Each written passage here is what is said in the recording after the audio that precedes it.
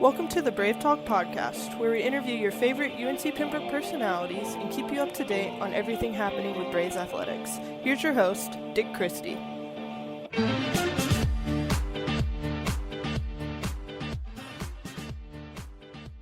All right, welcome back to the Bravetalk podcast, everybody. I am joined with my good buddy Shylik Scriven, one of our great UNC Pembroke wrestlers off of our top 10 nationally ranked wrestling program. Shylik, welcome to the Bravetalk podcast. Hey man, I'm happy to be here.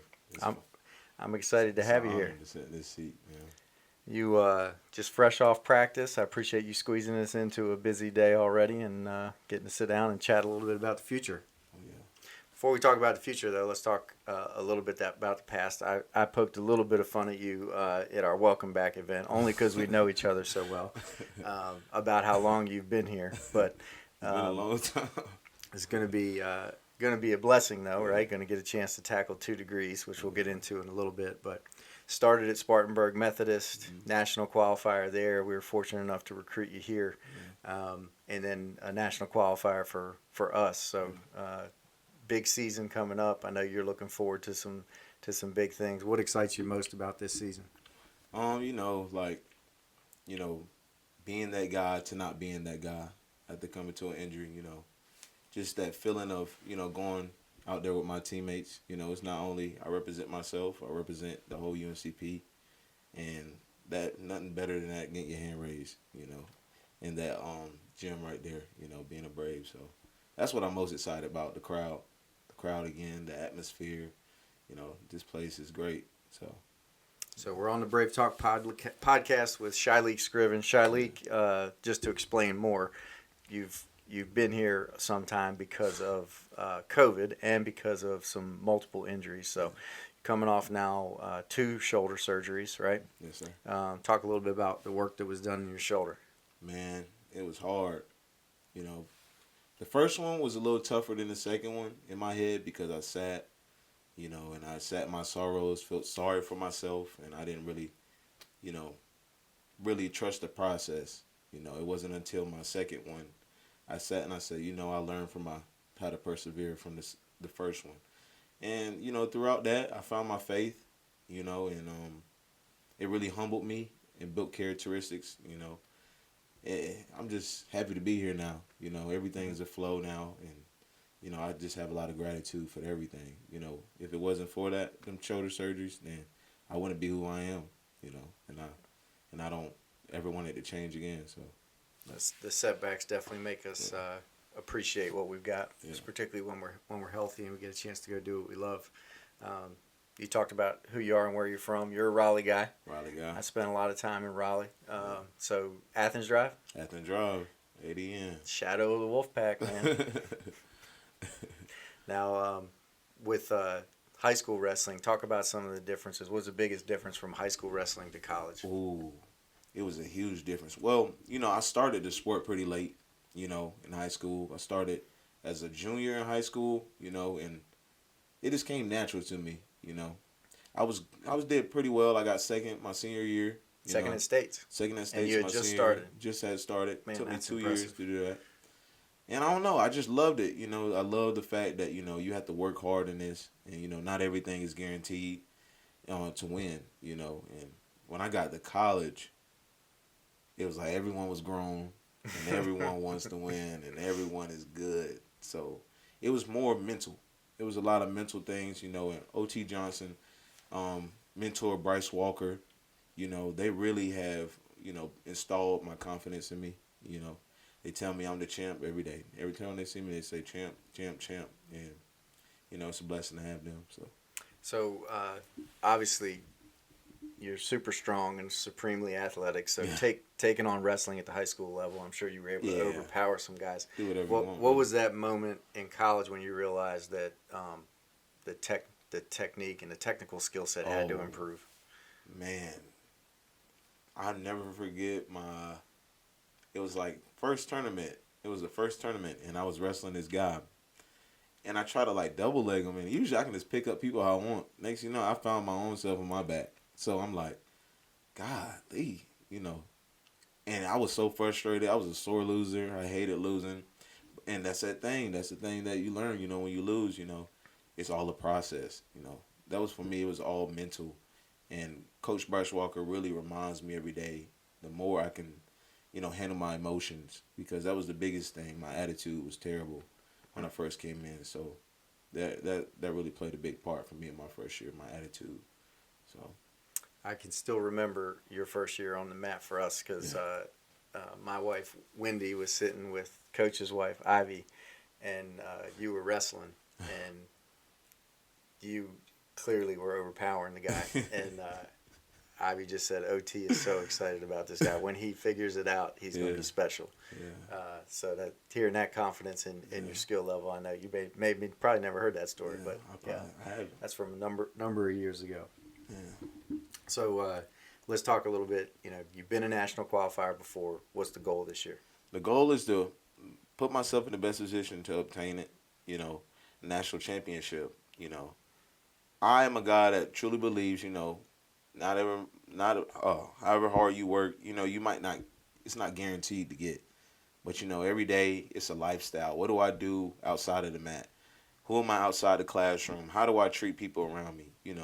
Those type of things put me in the best position to attain that national championship, Just giving 100% every day I have and be grateful for the opportunity because it was taken from me for 2 years.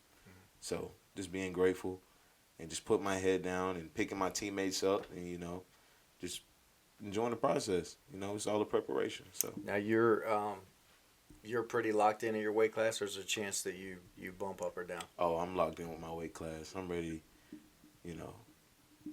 Papa's back. So, okay. I gotta handle my weight again. So and you'll be 174 this year? 184. 184. So who are the guys on your radar in the region that you got to look out for at 184? I look at every opponent the same. I can feel bad one day. So, I say everyone, Anybody can jump up and bite you. Yeah, on the day. But, I got a few national qualifiers at my weight, King, Lander is number 2 in the country, so you never know who they may have. Mm-hmm. Just being prepared for each match, my goal is to make every match a fight and give my best that I can that day. So that's what I'm really excited about when it comes to these matches. Gotcha. Yeah, definitely taking it a day at a time is the way to get there. Cool. Yeah. Let's talk a little bit about, you mentioned OT. What's it like getting to wrestle for OT? Man, I love talking about OT because, me and him first, we bumped a little heads, and he'll tell you this.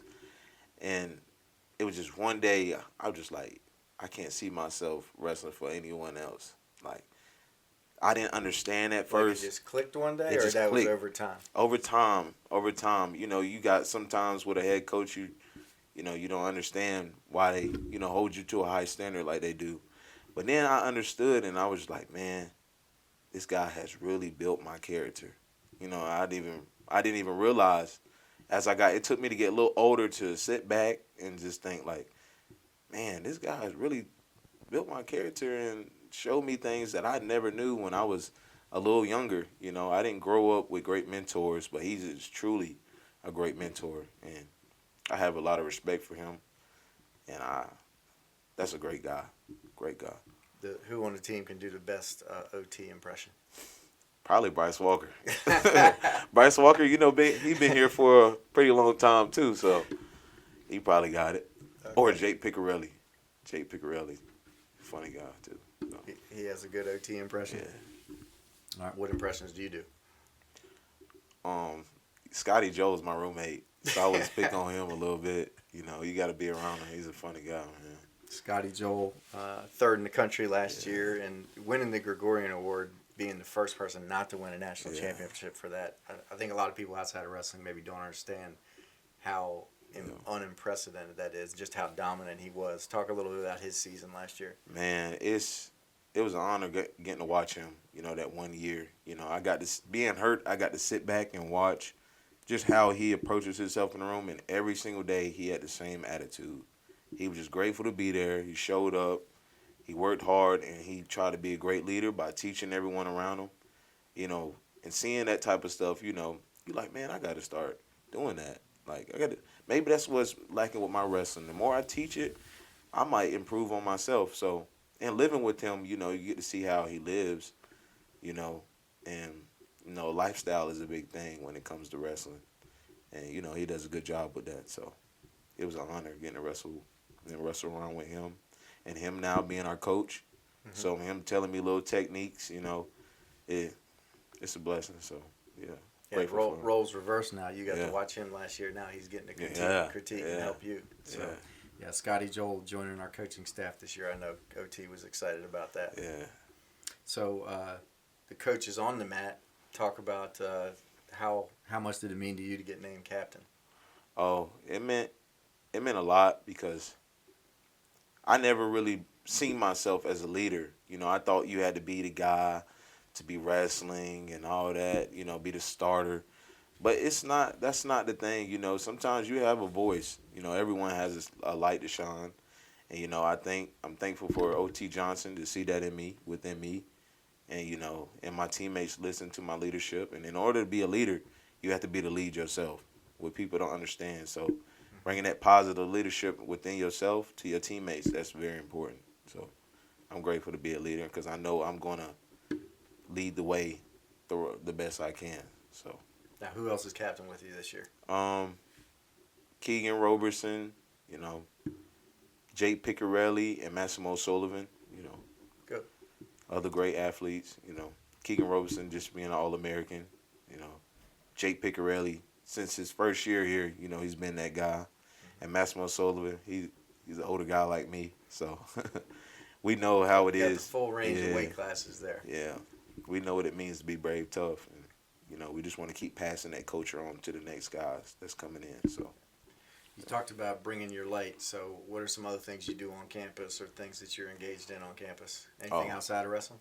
Oh yeah, we do a Bible study, on Tuesdays at 7 p.m. In the Jones and FCA. Ran by Mr. Dick Christie here. I love it.